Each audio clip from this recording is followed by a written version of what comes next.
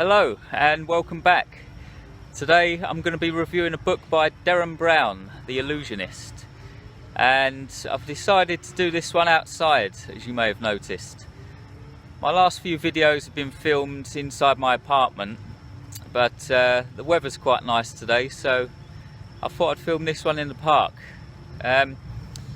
So Derren Brown, for those of you who may be unfamiliar with who that is, he's like a magician or illusionist from the UK who arrived on the scene around the year 2000 with a series of TV shows, and he's become more and more famous ever since because of his kind of daring, unique style.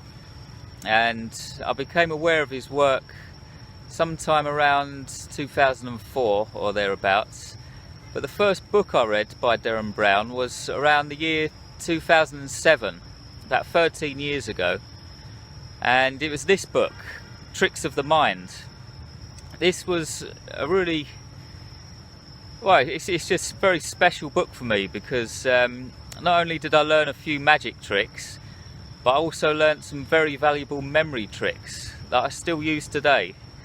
I learnt these 13 years ago after reading this book, and I still use them today, these memory tricks. And as well as this, I became very aware of Derren Brown's brilliant writing style. I've only read this book once, like 13 years ago, but I still remember it because of the just a very detailed, unique writing style employed by Derren Brown. It's very impressive. I also learned about Derren's kind of critique of so-called psychics and faith healers as well as his general critique of the magic industry in which he works. So it's quite a revealing book, and I learned a lot about Derren Brown through reading it. And also one other very unexpected outcome of reading this book was I actually learned about the work of Richard Dawkins, because Derren Brown, I think he used to be like a kind of Christian. He used to believe in God and all that, but now he's more of an atheist, and in Tricks of the Mind he speaks about this, and he actually goes into detail about Richard Dawkins. And this was a big turning point for me, not because I've ever believed in religion or anything, but I've always been an atheist, and learning about Richard Dawkins' books was amazing because I've read several of them since, and it's just nice to know that there are other people out there with kind of straightforward, rational views like that. So this is my big introduction to Derren Brown, this book, Tricks of the Mind. And so just recently, while I was looking for something to read, and I came across this book, Confessions of a Conjurer, on sale for just 99p, I might add, bargain price. I snapped it up, and again I haven't been disappointed. This book's very different from the last one, however. This is an autobiography, and it's a very creative autobiography at that. The book is actually based, it takes place in a restaurant in Bristol where Derren used to live, and it describes a magic trick that Derren performs for a table full of 3 people. That's the setting for the book, and from there he just goes on complete tangents and gets sidetracked on these all kinds of topics, and you learn all about his life while he describes this one magic trick. I think that's a very clever way to structure an autobiography, and I've never seen that kind of thing before. And the writing style as well is so unique. It reads like a kind of stream of consciousness. It really feels like you're just reading directly from his brain. It kind of feels like you've climbed into Derren Brown's brain and you're kind of looking around at his kind of inner thoughts. The book speaks to you as a reader, and that's not easy to do. Not all writers can pull that off, but Derren Brown certainly has. And the book covers kind of some of the usual topics that are mentioned in his old book, like his general dislike of self-help books and the self-help industry as a whole. He speaks a lot about that, and he speaks about his critique of magic or the magic scene as well. But there's so much more to this book as well, almost too much to mention, but it's kind of impossible to kind of mention a structure of this book. But I've compiled a little list here. I've compiled a list of interesting things that you can learn about if you read this book. Okay, so here we go. If you read this book, Confessions of a Conjurer, you can learn about Derren Brown's thoughts and experiences regarding his love of After 8 mints, buying things on Amazon. You can learn about his complex system for organising pens. You can learn about what he reads whilst sitting on the toilet. You can learn about how he replaces his shoelaces once they become damaged. You can learn about his various OCD rituals. You can learn about how he gets comfy in hotel beds. You can learn about how he cooks a perfect Eggs Benedict.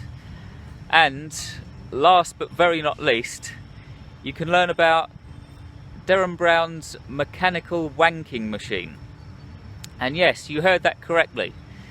When Derren Brown was a teenager, he built himself a mechanical wanking machine using his old Meccano set. Now, if that's not an incentive to read this book, I literally don't know what is. However, not all books are perfect, and this book's got some bad points as well that I want to speak about, just like all books have. So, the bad points to this book. The book kind of reads like one long digression sometimes. In many ways it is. The book is one long digression. He's talking about a magic trick that took place in Bristol in this restaurant, and he gets digressed. That's the kind of formula for the book. Now that's a good thing, but it's also a bad thing, because you can kind of just forget what he's talking about sometimes. He just goes on about certain things so much you sometimes forget what the original point was. The prose can be too detailed in parts, just too specific and too pedantic, and also there are so many annotations as well. If you're not familiar with annotations, they're those little numbers that you see on the page sometimes in some books. You see a number, and then at the bottom of the page or at the end of the chapter there's the number again with a short or long explanation as to, it's like a side point. Instead of putting something in commas, you might use annotations and then provide an explanation at the end of the chapter. But boy, does he go to town with annotations. At the end of each and every chapter there are at least an additional 5 pages of annotations to read through. And again, they consist of little musings and little observations in life about all kinds of random topics.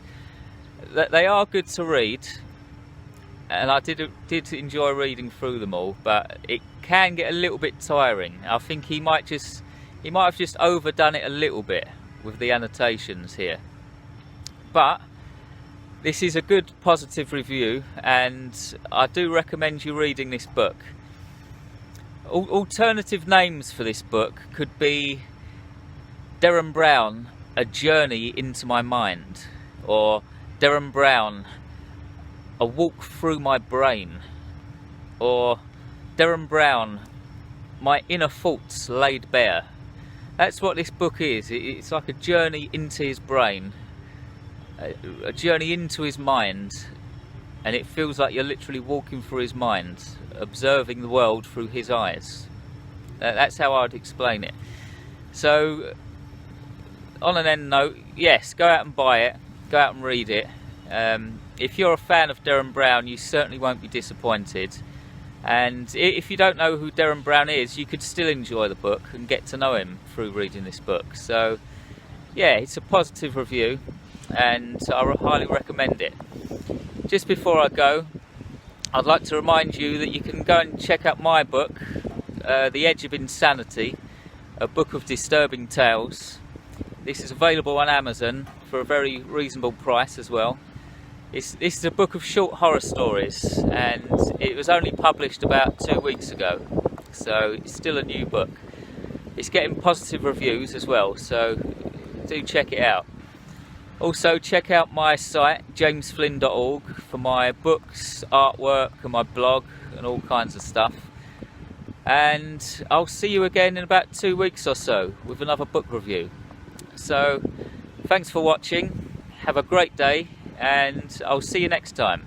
Goodbye.